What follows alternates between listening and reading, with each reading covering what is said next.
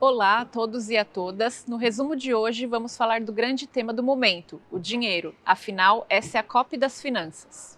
O que Joe Biden, Boris Johnson e todos os líderes vieram fazer aqui, basicamente, é definir como financiar a transição para a economia de baixo carbono. Os países ricos se comprometeram a transferir 100 bilhões de dólares para os países em desenvolvimento todos os anos, o que ainda é pouco, muito pouco.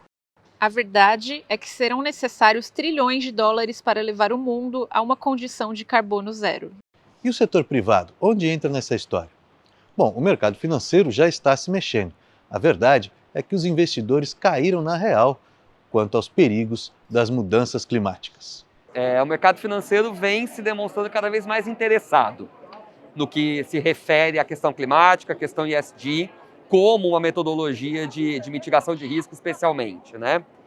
Eu acho que esse é um processo que vem já se alongando há algum tempo, inclusive pré-pandemia, né? Eu acho que a gente passou, no Brasil especialmente, passamos por níveis históricos de baixa de taxa de juros, o que permitiu também que investidores olhassem outras classes de ativos que não somente títulos públicos federais, que era o que o pessoal estava realmente acostumado a fazer, né?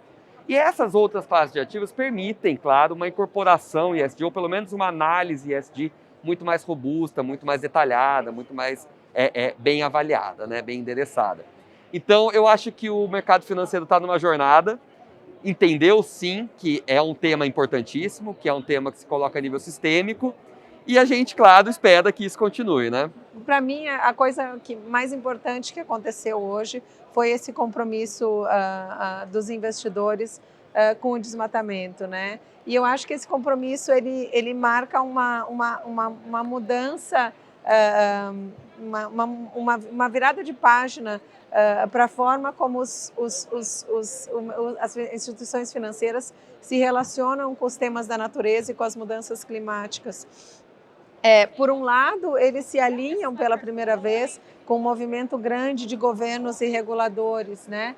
Que normalmente acontecia a rebote, né? Hoje as instituições financeiras estão se antecipando à regulação e tentando buscar soluções para o clima e para o meio ambiente que sejam factíveis e implementáveis, né?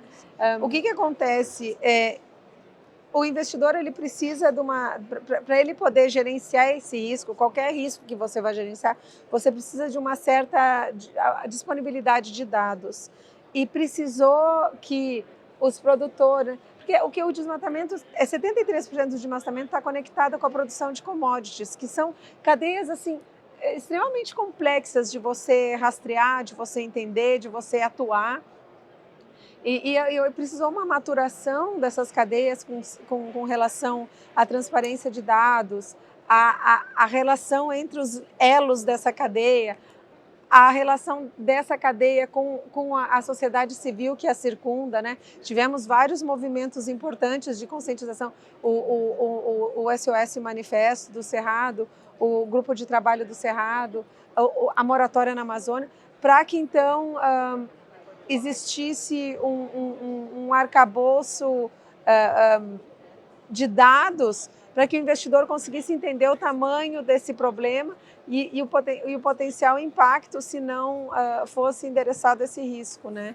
Então, acho que pode ser que seja o último, mas com certeza é o mais importante, porque eu acho que os dados que ainda não estão disponíveis, a partir do momento que todos os investidores, né, a gente está falando hoje, 1/3 no PRI está disposto a fazer isso, se alinham com relação ao que eles vão pedir e todo mundo tem que entregar, porque eles são dono do dinheiro, né? Não...